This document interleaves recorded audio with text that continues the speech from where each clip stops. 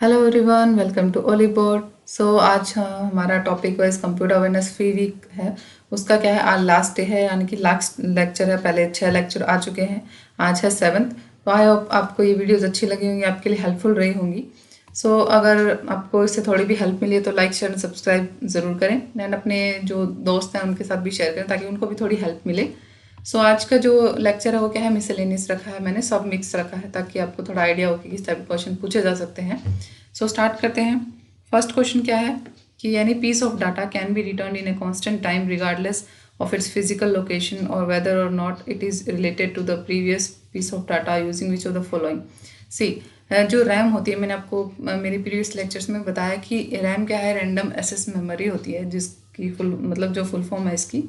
And ये क्या volatile होती है, ये परमानेंट नहीं होती है। मतलब इससे रिलेटेड 3-4 चीज़ें हैं। और पता है पीछे के जो एग्जाम्स है उसमें ना अलग अलग टाइप से पूछा जाता है रैम से related questions.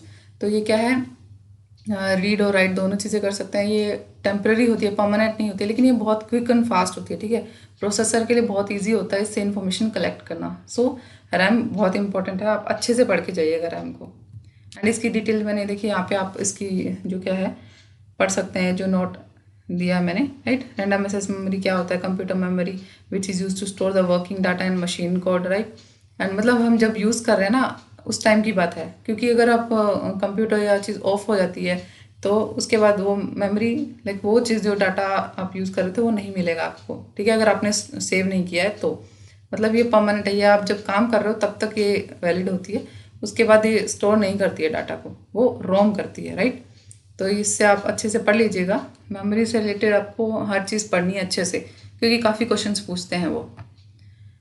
Which of the following is not a security और प्राइवेसी रिस्क। हमें पता है कि आजकल फ्रॉड्स काफ़ी चलते हैं, तो सिक्योरिटी और प्राइवेसी रिस्क इनमें से कौन सा नहीं है। लाइक वायरस, ऑब्वियसली वायरस आ जाते हैं तो रिस्क तो है ही, हैकिंग होती है, फिशिंग भी है। तो इसमें से क्या है कि स्पैम स्पैम क्या है, ये कोई प्राइवेसी या सिक्योरिटी रिस्क नहीं है हमारे लिए, कोई वो कहते हैं दिक्कत नहीं है हमें इससे। आते हैं जैसे आपने ईमेल्स वगैरह में देखा होगा, स्पैम वगैरह लिखा आता है। ठीक है, तो वो क्या है, हम अनवांटेड मेल्स होते हैं तो क्या कंपनीज वगैरह भेजती रहती हैं। आप यहाँ पे इसकी डिटेल पढ़ सकते हैं। Spam is any kind of unwanted unsolicited digital communications होती हैं, they are sent in bulk, बहुत सारी। आप कभी अपना मेल खोल के देखिएगा, उसमें स्पैम खोलिएगा, इतने सारे ईमेल्स होते हैं ना जिनकी हमें ज़रूरत ही नहीं, वो कंपनी की तरफ से आते हैं। Spam today is becoming serious threat. Like देखिए, स्पैम वैसे तो कोई दिक्कत नहीं है, बट हाँ वो ये कि चीज़ें आजकल किसी से भी कुछ भी हो सकता है, थोड़ा बी केयरफुल। हाँ, बट हाँ सिक्योरिटी और प्राइवेसी रिस्क जैसी कोई चीज़ नहीं है, उसमें कोई दिक्कत नहीं है अगर ऐसे कुछ होता है तो। Nowadays, phishing has become a criminal practice of using social engineering over the which of the following। Like fishing वगैरह आपने देखी होगी, काफ़ी होते हैं। तो वो कहाँ से, किसके थ्रू होते हैं, वो मोबाइल फ़ोन्स के थ्रू होते हैं, most of time mobile phone के थ्रू होते हैं। आप यहाँ देख सकते हैं लाइक दिस इज वो is fishing. Fishing is a form of criminal phone fraud, right. तो आप क्वेश्चन क्या है, थोड़ा सा ट्विस्ट करके भी पूछ सकते हैं, तो आप थोड़ा सा देखिएगा कि फ़ोन फ्रॉड में ये कौन सा आता है इनमें, तो क्या पता ऑप्शन में ये चीज़ हो, तो आप थोड़ा देखिएगा। Which among the following is not a web browser. अब इसमें से वेब ब्राउज़र कौन सा है, नहीं है। ठीक है, नॉट, तो कौन सा नहीं है, स्पेस टाइम है, नियो प्लेनेट भी है, स्पुतनिक भी है, मीगो, ये क्या है, वेब ब्राउज़र नहीं है। मतलब हमारा आंसर इसमें ये होगा, सॉरी मैंने हर जगह टिक लगा दिया। D is the correct answer. ये क्या है, ल्यूनेक्स जो फाउंडेशन है, ठीक है, उसकी क्या है कि डिस्ट्रीब्यूशन है, राइट। तो आपको इतना ज़्यादा इसमें डीप में जाने की जरूरत नहीं है, बस आपको पता होना चाहिए कि ये वेब ब्राउज़र कौन सा नहीं है।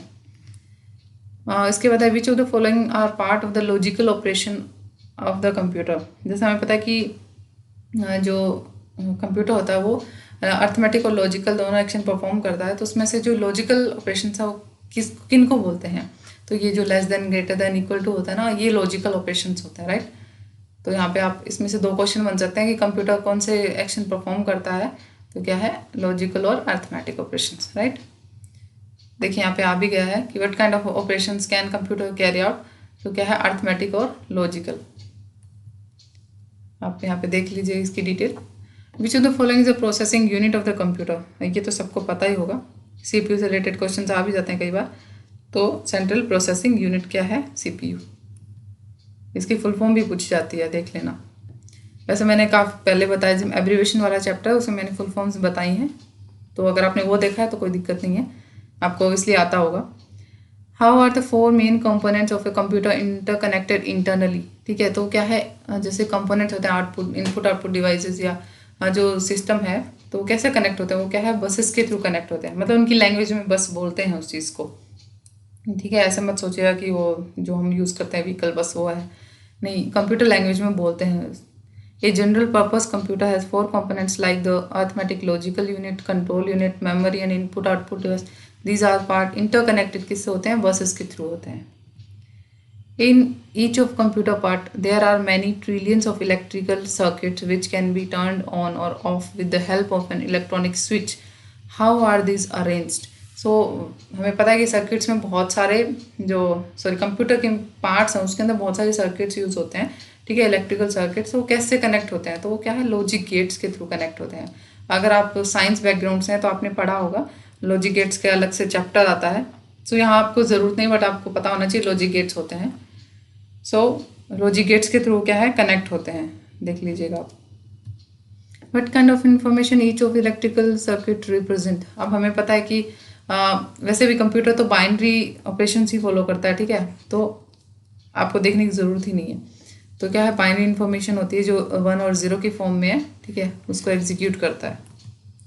Which of the following is a single integrated circuit on which CPU is typically constructed. ठीक है, तो आप वैसे भी पूछ सकते हैं माइक्रो प्रोसेसर होता क्या है, तो सिंगल इंटीग्रेटेड सर्किट होता है। ठीक है, जिसपे क्या है CPUs कंस्ट्रक्ट किए जाते हैं, तो माइक्रो प्रोसेसर।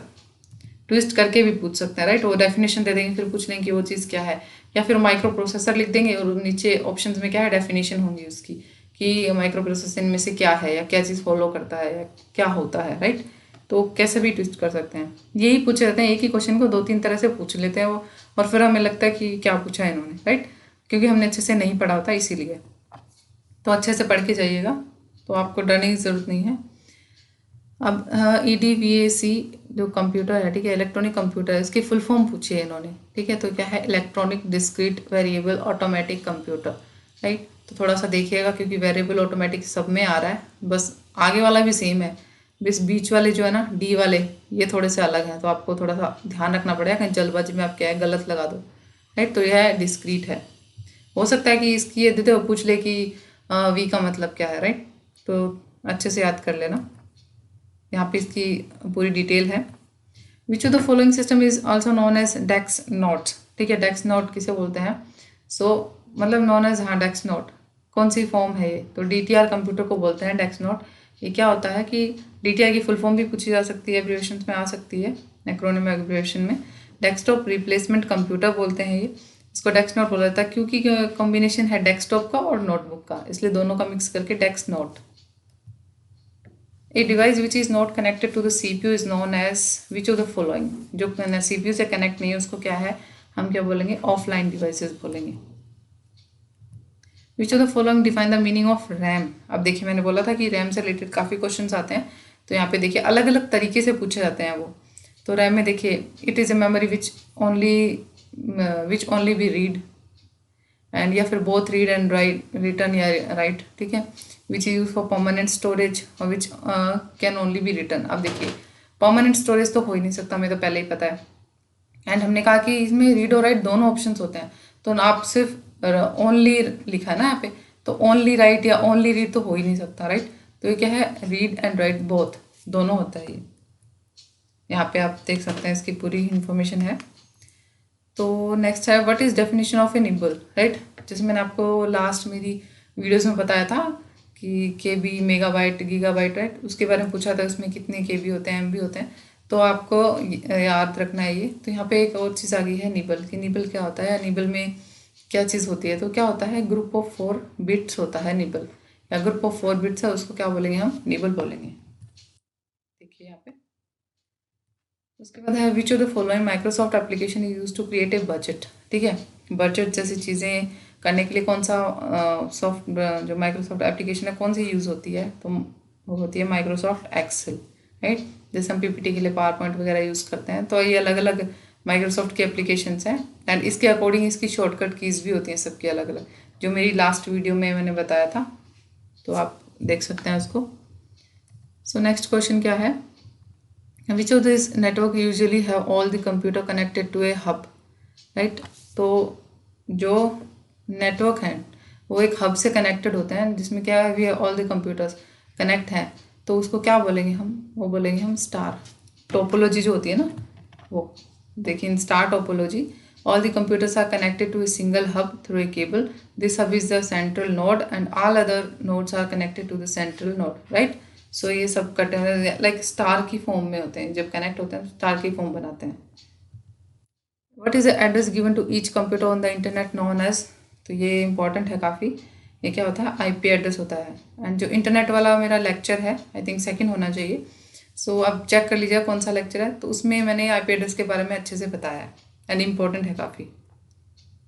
सो बता देती हूँ थोड़ा इधर। Internet is a global network of computers, each computer connected to the internet must have a unique address होता है ये, जैसे हमारे घर का होता है, राइट, उसी तरह उसी को बोला था आईपी एड्रेस। इसके थ्रू क्या करते हैं हम, जैसे कई बार होता है ना कि हमारा हैक हो गया या हमारे साथ ईमेल फ्रॉड हो रहा है, ये चीज़ें, तो वो क्या है, क्या किसके थ्रू करते हैं, वो आप उसको ट्रैक करेंगे आईपी एड्रेस के थ्रू, वो जगह को ट्रैक कर लेंगे कि यहाँ से हो रहा है, ठीक है। So which of the following website provides email services, तो हमें ईमेल कौन कौन प्रोवाइड करता है, तो जीमेल भी ईमेल हो सकता है, याहू हो सकता है, हॉटमेल हो सकता है, मतलब ऑल ऑफ द अबव। सो ये था आज का सेशन। आई होप आप सबको ये सेशन अच्छा लगा होगा एंड कोशिश की है मैंने सब कंबाइन करने की। अगर आपको इससे रिलेटेड और भी एमसीक्यूज चाहिए या शॉर्टकट किसके बारे में और कुछ जानना है तो आप मुझे कमेंट कर सकते हैं। And all the best for your exams. Thank you very much.